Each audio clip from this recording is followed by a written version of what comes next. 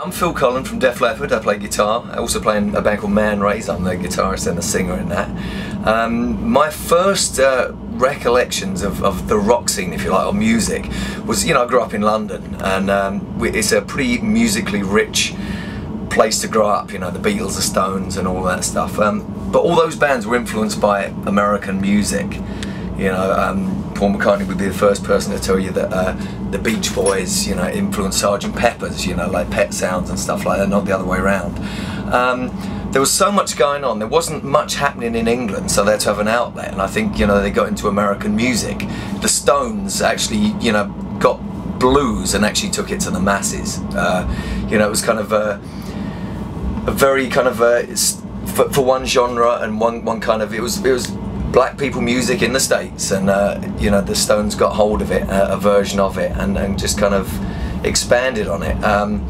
I found all this out later on, after I got into it with Led Zeppelin, Deep Purple, stuff like that, Jimi Hendrix, but it really come from the blues, and the blues was black music in the south of America. It was kind of people were slaves and all this stuff, and it was the blues. It was literally, it was hard times, it was hard work, and that kind of spawned that music, and it it done its thing. White people stole it and made it something else, and that eventually became rock and roll. Not knowing any of this, obviously, I just heard the Beatles and the Who and the Stones on the radio growing up, but also really great stuff like the Motown stuff, which was wonderful.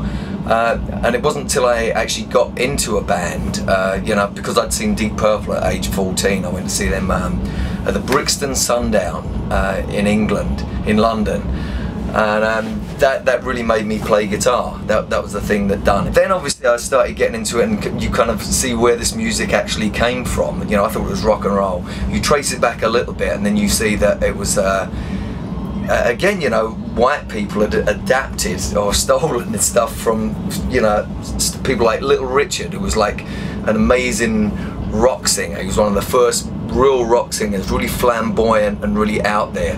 And it's like James Brown, and obviously Jimi Hendrix, who I think was totally responsible for giving us the electric guitar the way it is now. Les Paul invented the thing, and Leo Fender brought the Telecaster to us, but Jimi Hendrix plugged it in and turned it up, and that all of a sudden it was appealing. That was electric guitar to the masses. So then like I said, it wasn't until I actually discovered about music that I actually started kind of researching and finding out where it really come from. The best type of music, the stuff that we do in Def Leppard, we're always trying to make a hybrid. And with Mutt Langer, our producer, who was the ultimate hybrid making record producer, he done it with Shania Twain, his ex-wife. He brought country to the masses, basically.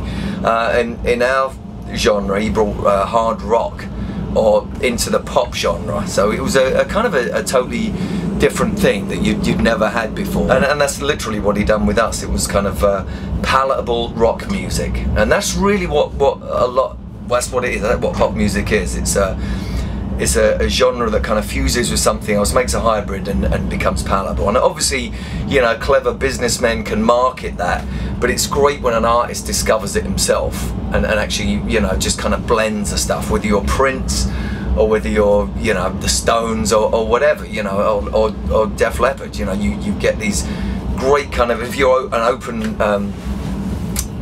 you're receptive to everything and you bring everything in. I do. I love every kind of music, and I just let it all in. I think it's very healthy, and it also what you bring in, the more you bring in, the more you bring out, or more kind of cooler stuff, really. I was born in the 50s, I obviously got introduced to music by listening to the radio. In England, there wasn't a lot of stuff around. There was the pirate radio stations where they'd play what they wanted to do offshore, because they legally weren't allowed to play this stuff, in town and stuff.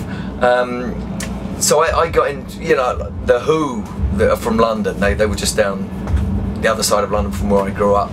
A lot of bands, broke out of there. So I just got to hear, obviously, the Beatles being English as well. They were from Liverpool, but we just got to hear the Stones.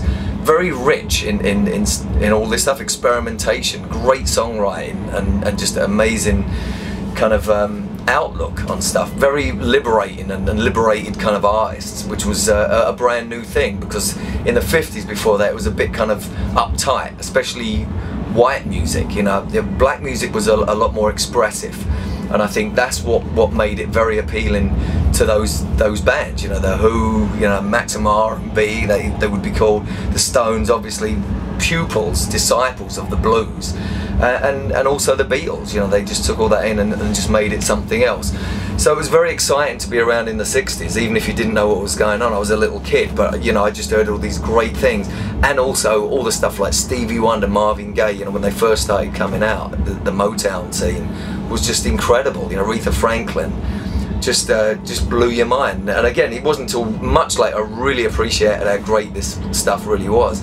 You take it for granted when you're growing up. The 70s for me was very different. That's when I kind of discovered music that I thought was invented for me, and it was pretty much David Bowie, Mick Ronson playing guitar, and you know, I'd gotten into it. My cousin Dave Wheeler took me to see Deep Purple at 14. He played me Hendrix bootlegs, all this stuff from America, all these kind of bootlegs and kind of rare albums and that, and just got me into Floyd and Zeppelin and stuff like that. But when I discovered glam rock, it was my age group. It was actually specifically for me, so I loved both. I loved all the really hard rock and the progressive stuff and the Purples and the Zeppelins, but I also really loved the David Bowie stuff, as along with all the Stevie Wonder and whatever was out there, and some dub reggae that was really big in the 70s.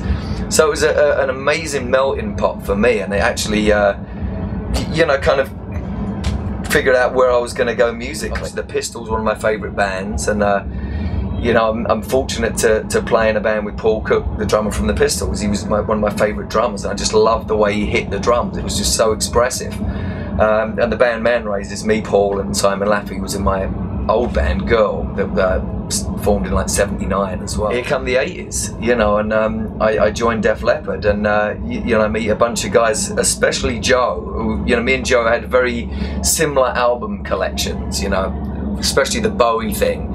And we wanted to make a collage or a hybrid, if you like, of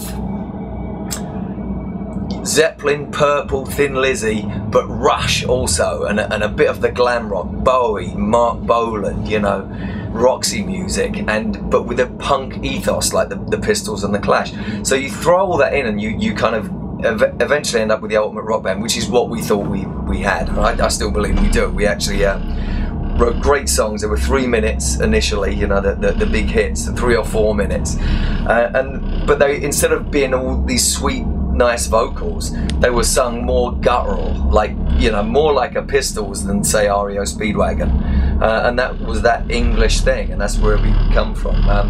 That's Poison just going on stage there, so talking of rock and roll. So I'll make this quick, but yeah, it all worked out great. The 80s was an amazing period for us, and we got to record 2 of the most classic rock albums of all time, you know, Pyromania and Hysteria, which both went over 10 times platinum.